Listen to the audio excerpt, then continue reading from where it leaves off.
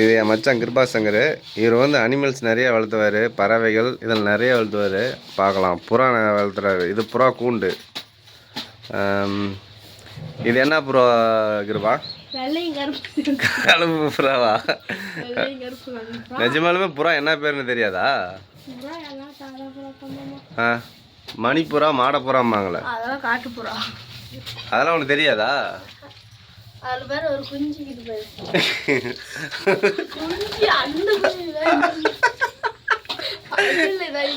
எங்க பறகுது வேறு புறா.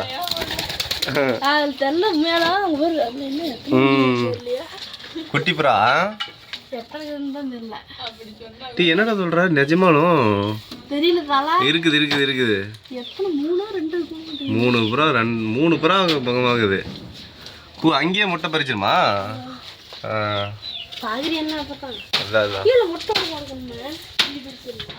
இல்லை இல்லை, இங்கே 2 புறா இருக்குது.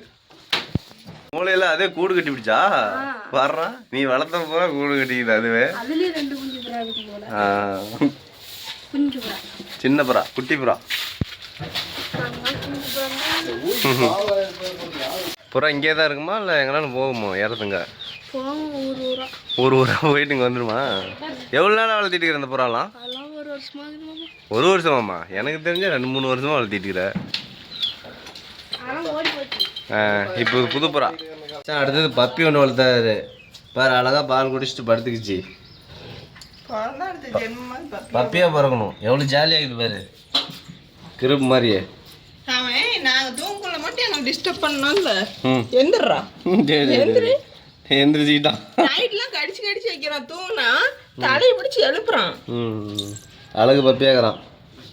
நீங்களாம் ஊருக்கு போயிடுவோம், வரியா? அடுத்தது பூனை வளர்த்துறான், அதையும் போய் பார்ப்போம். பப்பி சாப்பாடு. ஓ, எந்திரிச்சு சாப்பாடு தான். சாமி, இதோட என் மச்சானோட பப்பி இது. மியான் குட்டி வேறு வளர்த்துறாரு, அதையும் காட்டலாம். கட்டு சேவல் வளர்த்துறாரு.